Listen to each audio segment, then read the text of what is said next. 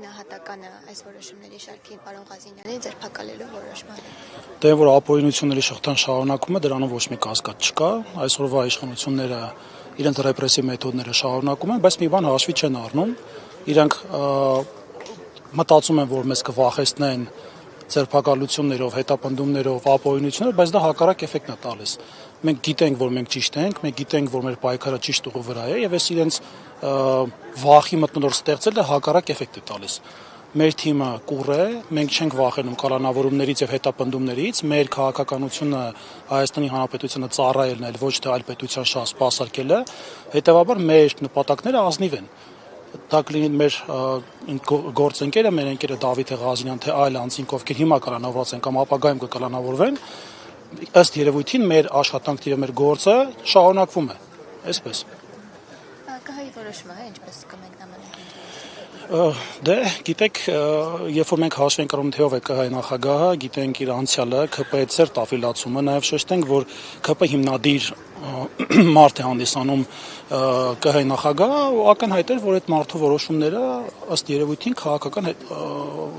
քաղաքական պատվերի որոշումներ են։ Մենք ունենք դատարանի որոշում, որը պարզապես արհամարվեց, թքած ունեցան դատարանի որոշման վրա եւ արեցին այն, ինչ պետք է անեին։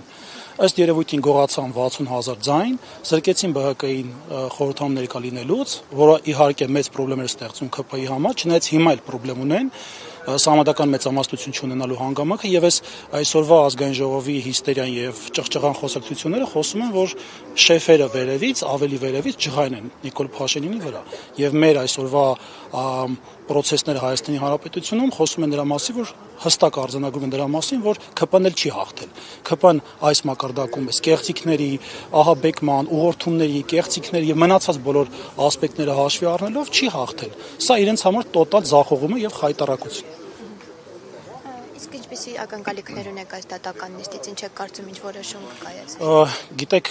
կուզեի կարծիք հայտնել, բայց դա գտիտարկվի որպես դատարանի վրա հավելյալ ճնշում կամ ինչ-որ այլ գործիք, որը կարող է ազդել նաև դատական process-ի վրա, կխուսափեմ գնահատական տալուց։ Ես իմ անձնական կարծիքը բնականաբար ունեմ, բայց այս պահին չեմ կարող հայտնել հաշվի առնելով նշվածած հանգամանքները։ Ուղղակի մի բան կասեմ, որ մեր երկրում արդարությունը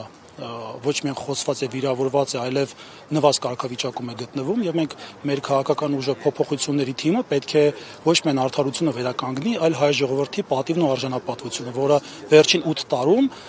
ամենաստորին մակարդակում է գտնվում, այսպես։